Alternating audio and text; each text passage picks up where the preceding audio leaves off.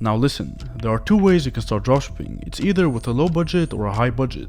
And believe me or not, it is possible with both of these ways, because having made over $20 million in dropshipping myself over the course of 5+ years, I've practically been through it all. Which is why I will go over these two ways you can start so you can decide which one is the best for you. I will literally put everything down on the table for you with full honesty and transparency, so make sure to stick till the end. Now, let's begin.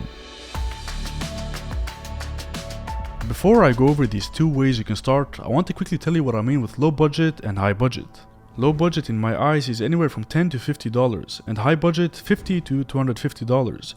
You do not need more than that to get your first sale. But of course, with low budget and high budget, the methods to start will be different, but I will talk about that later, because I want you to firstly understand why dropshipping is the best business model to pursue, statistically speaking of course. With a quick search on Google Trends with the term dropshipping, you can clearly see that in the last 12 months, dropshipping has kept growing rapidly and gathering more attention all around the world, meaning that more people are interested in pursuing this business model. And before you think about it, no, this does not mean that dropshipping is getting more saturated or that it's too competitive. Because let's be honest here, every single business model you pursue will always be filled with competitors, and it's just a matter of how badly you want it and the effort you're willing to put to outcompete the others. The only difference or price you need to pay if you're going to start dropshipping at this time is to be way more different in how you do things than the others so you can stand out. Now, even though I run multiple dropshipping stores till this day that are generating millions of dollars, I still have to face new upcoming competitors and make small changes to still maintain my position in the industry. But that isn't a big deal as long as you keep your foot in the industry, stay updated with changes that's happening, and implement them into your own stores. Anyway, now that you have an understanding of how you should start dropshipping and what to expect, let's get to the real value. The whole dropshipping operation consists of 4 factors, and that is finding a product to sell, building a store, marketing the product, and lastly, fulfilling your orders. That's the key factors you need to master in order to operate a successful dropshipping business. And back to the main topic of this video, I will now go over the low budget and high budget ways you can start, and it's your call to decide what's next for you. Let's start with the first factor, and that is finding a product to sell. Now, there are a bunch of different methods you can use when it comes to finding a product to sell. AliExpress and TikTok, for example, are what the majority of new dropshippers use to find products. However, in reality, it's just endless hours of scrolling and purely guessing if the product will sell or not. But don't get me wrong, this can still work, but there's more risk involved with it since you're relying on low quality data as a research method. And with low quality data, this is what I mean. Imagine yourself going to AliExpress, and let's say that you found this product that you deem is interesting to you. You do not have any data about this product that will validate if it's worth selling. You just have to go with your gut feeling, which is of course what you should always go after. But having some sort of validation will increase the chances of succeeding with a product. I mean, of course, going to Facebook ads library to look at the engagement and reach that an advertisement for a product has does give you some sort of validation since no one is spending money on ads unprofitably. But then you have to remember that the engagement you see does not reveal data about the geographical location of the consumers who saw the ads. And this is really important.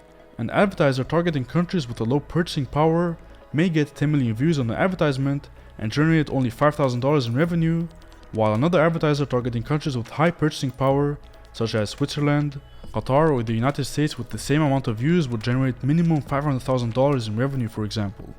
And if you want to approach this with a high budget and have a great advantage, it's through data-driven product research to see if a specific product is actually selling for another dropshipper, which is how me and the other pros do it. One of my favorite tools to use for this is dropship.io. You just go to any product you find interesting from a Shopify store, copy the link for it, paste it in dropship.io, and it will show you the sales revenue that the store owner is making every single day. This is not 100% accurate, but it at least gives you an idea that the product is worth pursuing. And there are 3 key metrics to finding a good product to sell. Problem solving. Make sure that the product solves a problem and provides a solution for your customers that actually benefits them. Evergreen product. Make sure that the product can sell well throughout the year and doesn't rely on any seasons, such as summer or winter. And lastly, uniqueness. The product itself is unique. For example, it gives a wow factor, high perceived value, and is not easily found in local stores. If you follow these 3 factors when doing product research, your chances of finding a winning product is much higher. And a great product that actually follows these factors is this mini sewing machine. It solves a problem, sells throughout the year, and is very unique. and I've seen many sell this product successfully. So, what's the conclusion for finding products? If you're on a low budget, you should use AliExpress or TikTok to find products. But again, the chances of finding a winning product isn't so high. But don't get me wrong, it works, but it will take time if we compare it to the high budget method where you use a tool to rely more on data. After you found the product, the next step is building a store. The majority of dropshippers, including myself, use Shopify to build our dropshipping stores because it's easy to use and they have multiple different themes that you can pick from to design your store. There are 3 types of stores you can build in dropshipping: a general, niche, or one product store. A general store is basically a store with a bunch of products from different categories. A niche store is focused on only one niche, and the one product store is what it sounds like: a store with only one product. And a one product store is what a strong recommend you to create because the conversion rates are much higher than the other store types, and it's also faster to create. Shopify even has a marketplace of apps that you can install to your store to help increase your revenue even more and give customers in your store an overall better experience. The 3 main apps that I use are Upcart, White Bundle, and Box. I use Upcart to upsell different products, White Bundle to offer product bundles, and Box to automatically convert prices to the customer's local currency. And no, I'm not sponsored by any of them. These are just apps that I use on all my dropshipping stores to help increase conversion rate and the average order value. I'm just laying out everything on the table for you. But here's the thing. If you're entering with a low budget, all of this can be really expensive, and it's not as easy as it seems to build an optimized Shopify store. It takes time. Because of that, I've created a special link with Shopify that you can use to access everything for just $1 a month to use the platform, and on my channel, I've also uploaded a YouTube video where I go over exactly step by step on how to build a highly converting Shopify store. I'll leave both of these links in the description. Believe me, this will save you a lot of time and make things easier for you. Otherwise, for high budget, you probably want to skip this whole building your store thing, which is quite frankly what a lot of dropshippers do nowadays, because it can get really time consuming. Or in other words, boring to repeatedly build a store for each product again and again. So what dropshippers do is go to different e-commerce services to pay other dropshippers to build a store for them. And that costs hundreds of dollars.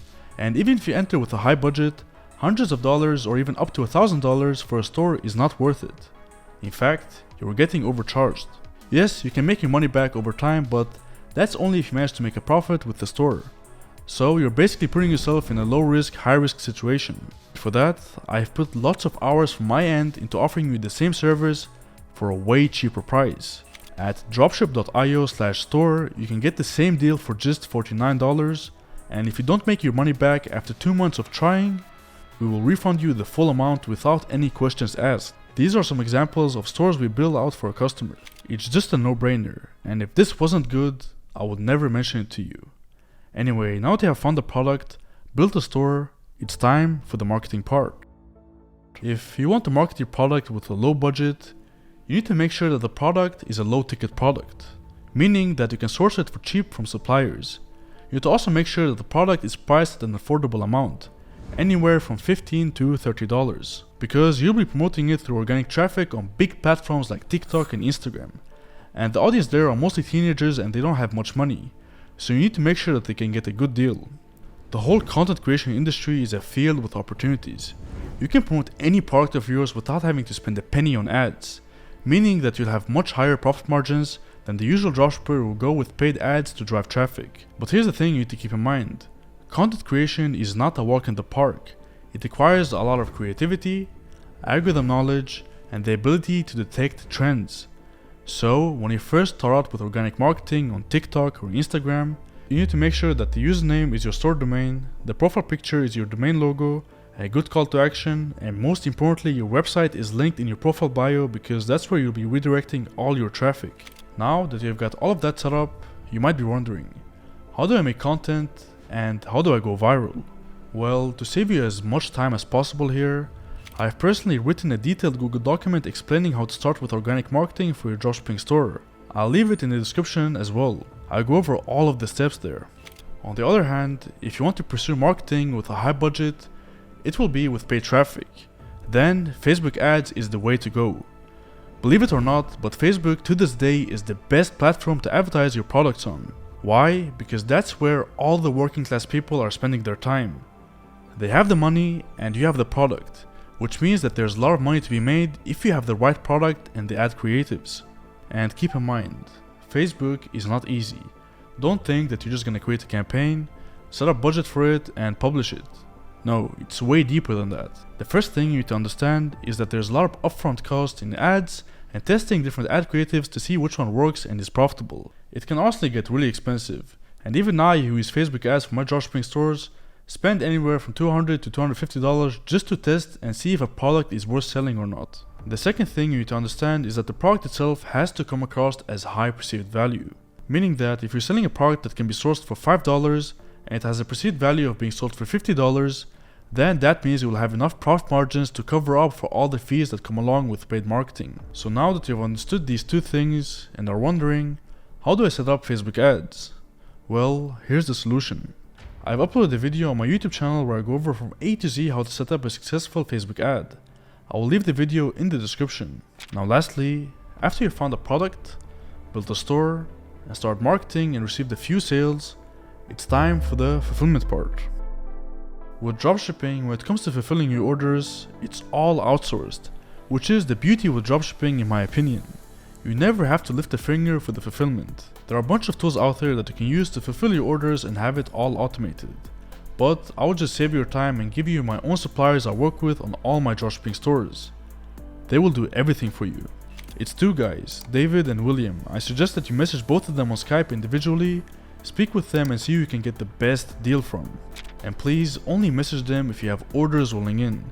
If you don't have any orders rolling in, then wait, because I'm giving you their contact and we need to respect their time. They're extremely fast at setting everything up with and get things going, so don't worry. And for fulfillment, there's no low or high budget ways. This is it. Alright, that was all for today. If you would have any questions or you would like to see any other type of dropshipping video, please let me know in the comments down below. Now if you found this video useful, make sure to give it a like and subscribe if you want to see more valuable content. Take care for now.